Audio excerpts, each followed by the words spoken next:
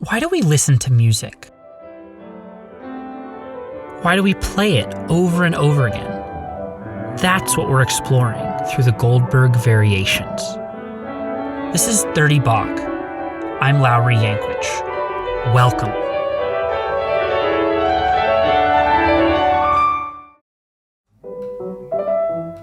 Today I'm speaking with the Austrian pianist Christopher Hinterhuber, a professor at the University for Music and Performing Arts in Vienna.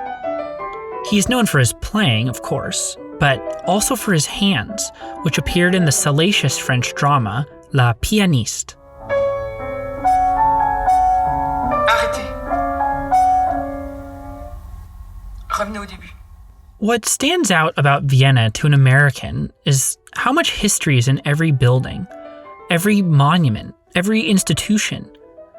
The university where Professor Hinterhuber and I met, for example, dates back to 1817. We are in one of the oldest buildings of the school, and next door is also a church. I think where even Mozart used to play the organ. Having Vienna as the first stop on my journey through the Goldbergs was a sharp reminder that Bach didn't compose in a vacuum. He came from a long line of musicians. There was history. Bach was born on March 21st, 1685, in Eisenach, in the center of present-day Germany. Eisenach then was a small town of about 6,000. Bach was the seventh and youngest child, and his father, Ambrosius, was a string player who played for the town and the ducal court. Leonard Felix, a German pianist, says more.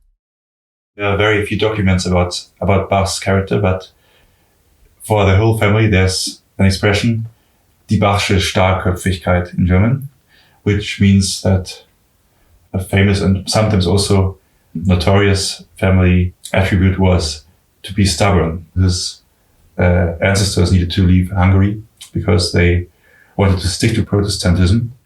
According to Bach's own telling, his musical lineage traces back to Veit Bach, a Lutheran baker who, in the late 16th century, fled Hungary as a religious refugee and made his way to Germany, where he set up a flour mill. In Bach's telling, his great ancestor was very fond of his Cithrinken, a sort of Renaissance mandolin, which he would take with him to work and play while the mill ground the flour. To understand Bach's life and his world, I've relied on Sir John Eliot Gardner's wonderful book, Music in the Castle of Heaven. Gardner notes that there were actually plenty of other musical Bachs who preceded Veit Bach, and who Johann Sebastian could have nominated as the patriarch of the Bach family musical dynasty. But they didn't quite fit the bill. Veit's story held a certain appeal. Not only was he someone who took obvious pleasure in music, but he was also an outcast who defied authority and moved to Thuringia, the region that became the heartland for the Bach family. A lover of music, independent and willful, Veit was someone to admire. Bach was born into an era of Protestant religious revival following the end of the 30 Years' War. The war had been brutal and left millions dead, an estimated 20% of the entire German population. Plague followed, taking even more lives than the war. Bach was thus born into an era in which the memory of these horrors was still fresh. But at the same time, it was an era of hope for the first time in generations.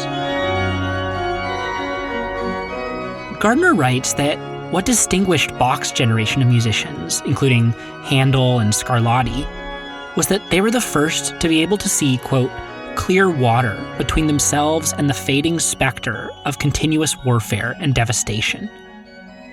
They might actually earn a secure living through music.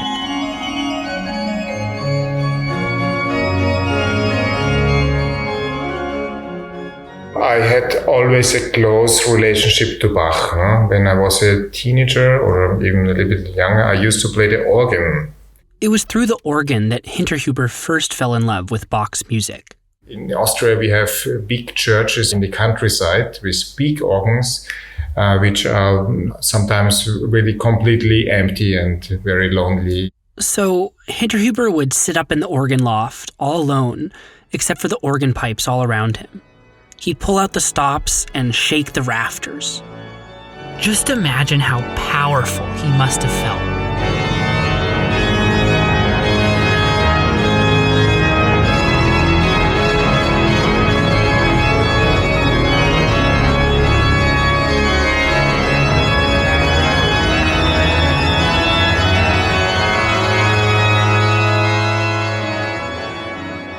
It's no wonder that Hinterhuber fell in love with Bach's music. But he went on to be a pianist, not an organist. I played the Goldberg Variations maybe 20-something years. And this is a piece which is better than you can ever play. You know? So it's so deep and so many nuances and possibilities that you always can improve. You know? But we have the problem, of course, on the piano that we have many great pieces. But this is one of the greatest. Last time, you heard the aria, which is where the piece begins. This is my version again. Bach actually wrote the aria years before writing the Goldberg Variations. He gave the piece to his second wife, Anna Magdalena, as a part of a gift after they got married. It was part of a collection of music that he compiled for her in 2 notebooks. She was a musician too, and sometimes performed with her husband. In using the aria again for the Goldberg Variations, Bach was actually recycling earlier work. Calling it an aria is also significant because it implies a certain character or form. Aria, as we are in opera, like a piece where some person sings, and we have also some harmonies like. We have also the tension of going up and going down, as always in Bach.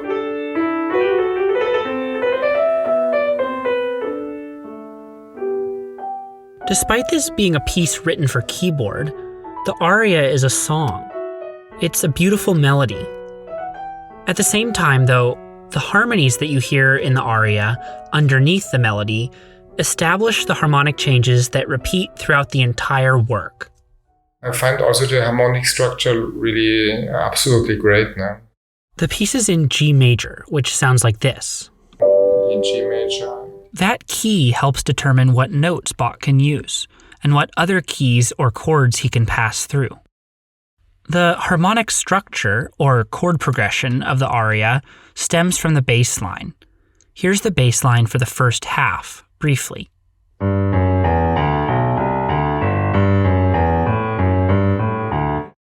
Then these are the harmonies that bass line generates in the first half. Dan Tepfer, the jazz pianist, is playing them, so they're extra rich.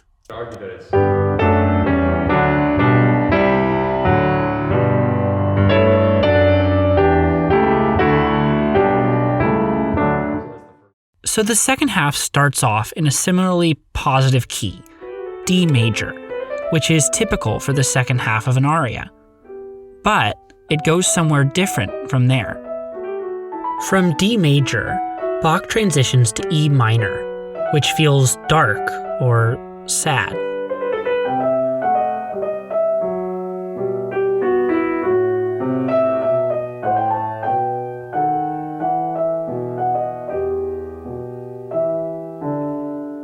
Then the hope when the A minor chord comes back. The harmonies lead us out of darkness, first through A minor, then back to D major. Which leads to G major again. And we're back to where we started. Back to the peace and serenity of the opening.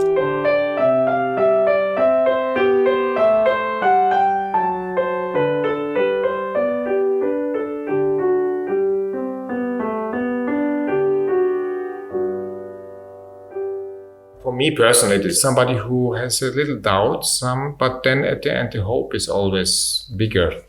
So that's the foundation on which the rest of the piece is built. And what happens with Variation 1 is a real cut of this atmosphere because it's a completely different character.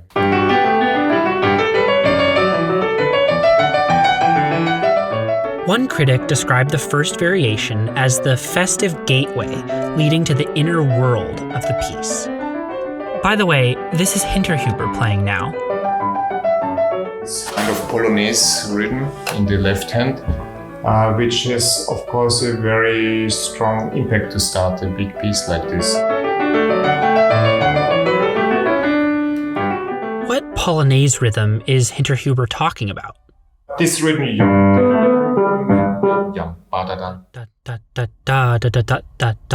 Da.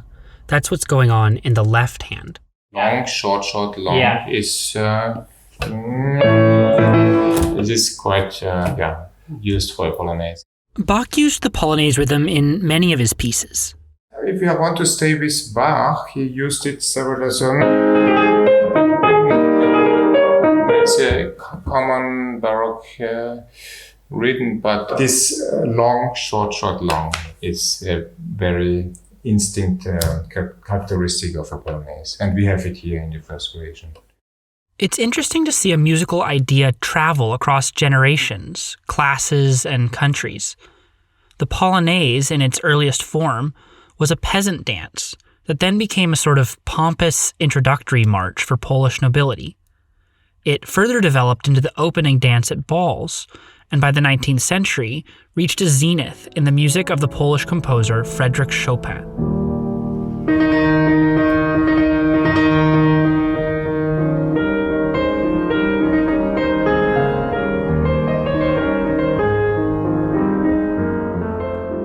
Chopin came long after Bach, but both composers tapped into the same musical current.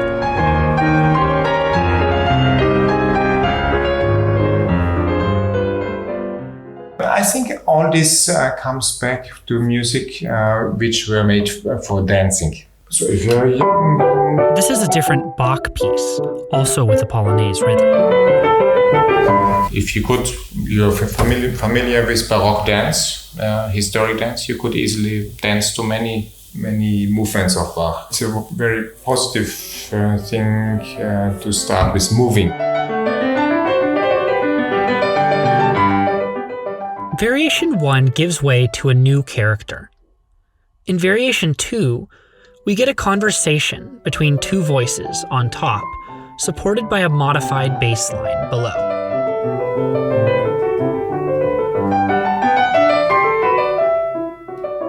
Variation number 2 introduces a different element, maybe the bass. So we have the same,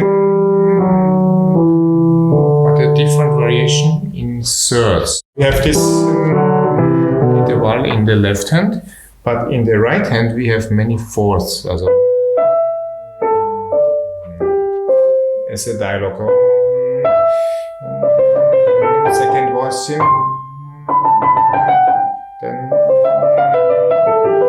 we have in one hand this dialogue.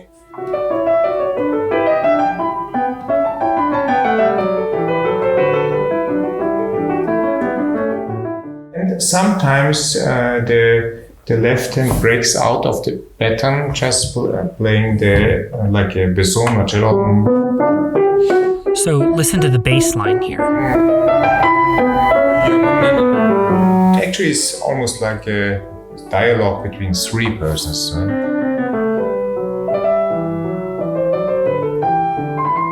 You'll hear me use the word counterpoint often. Counterpoint is the interplay between independent voices in a piece of music. It's a style that Bach used often that puts music in dialogue with itself. Counterpoint adheres to very strict rules, which come from the lessons that composers have learned over time about how to make independent voices sound good together. Bach took counterpoint to a pinnacle, but he was building on the work of other composers who came before him. Bach warmed up by playing these composers' music. One contemporary said that was necessary for Bach to, quote, set his powers of imagination in motion. With Variation 3, we get counterpoint in its purest, most rigorous form, a canon.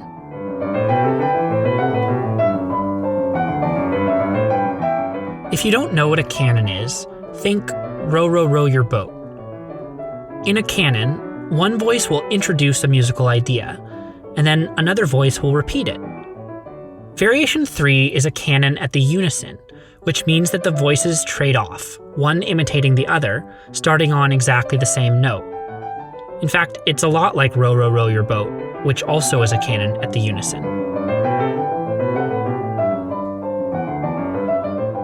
It's very strict counterpoint because it's a canon al unisono. You have two voices and the other voice answers with exactly the same material. First, Now the second voice plays what the first one just did.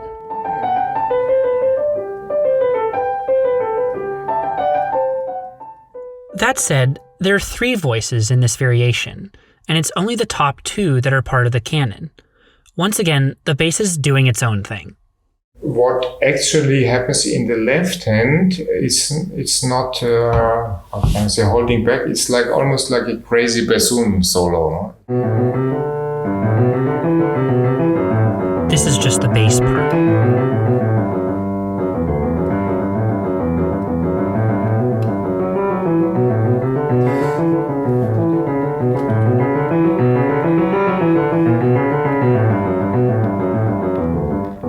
This is almost enough for one piece, but you could build a cello suite from this.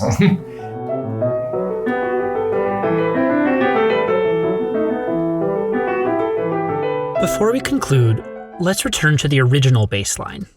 The whole thing has a falling line as the bass line.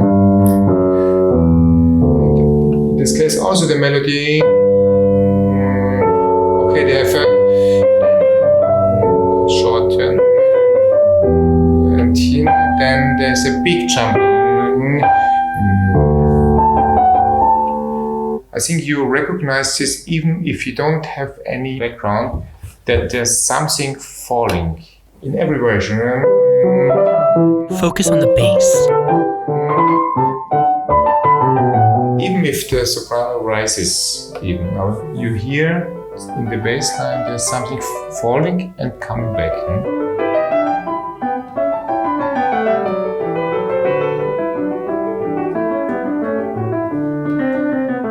This is fundamental structure. Like if you want to build a big building like this, you need also the stones, and otherwise it's very dangerous.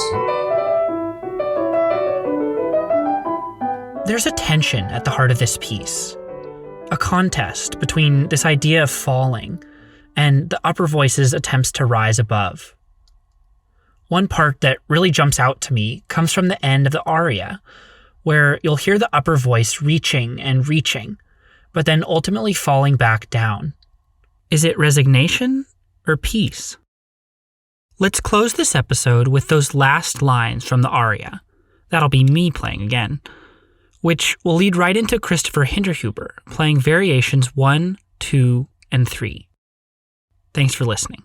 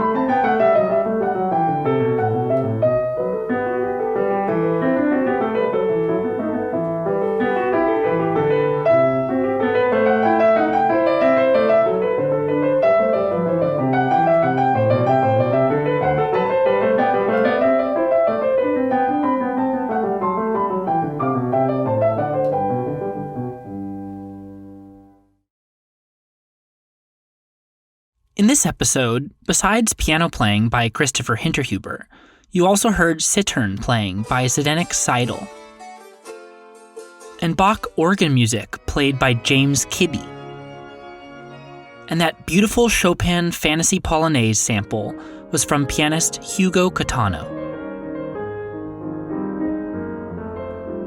And thanks to pianist Dan Tepfer for supplying the breakdown of the aria's bass line and harmonies. Join us next time for an interview with Simona Dinnerstein, an extraordinarily thoughtful and collaborative pianist.